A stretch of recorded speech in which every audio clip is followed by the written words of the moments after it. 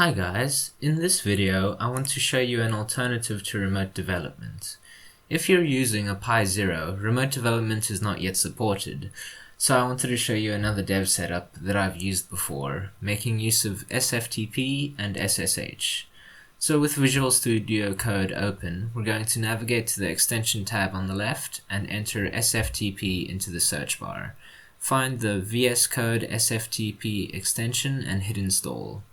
Once that's done, we can close the extension tab and open up the command palette, which is found under View.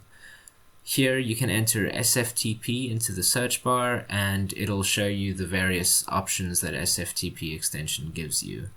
We're going to hit the Open Folder option, and here you're going to need to then add a new SFTP configuration.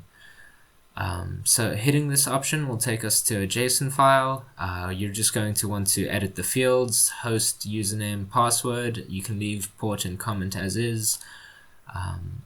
Alright, and then after inputting your Raspberry Pi's information, you can close that and then hit confirm to add the configuration. And then we go back to the command palette and hit open folder again. From here we can hit the configuration for our Raspberry Pi and you get to see the file system. So here we're just going to open the dev folder, confirm current folder, and now I'm going to show you how to create a new file on your Raspberry Pi using this extension and Visual Studio Code.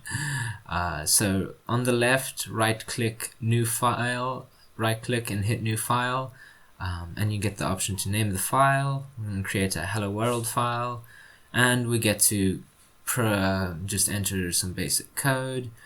You can see a bunch of pop-ups appearing on the right, some of them saying that things aren't working, some saying they are.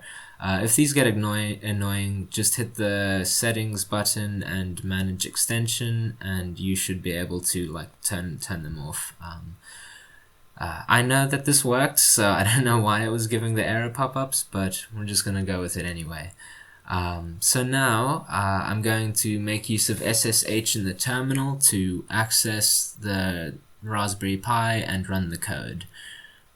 After SSHing in, you can just navigate to where your code is stored and run the file. There we go. That's it. Very quick, very simple. And this should hopefully work on the Pi Zeros.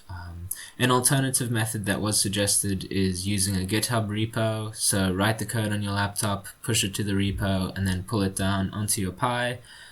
This is a good way to keep the version tracking up to date, but it does slow you down a bit, like a couple minutes every time you want to upload code to your Pi. So I prefer just having this quick, simple way to keep in the swing of things. I hope you find this useful.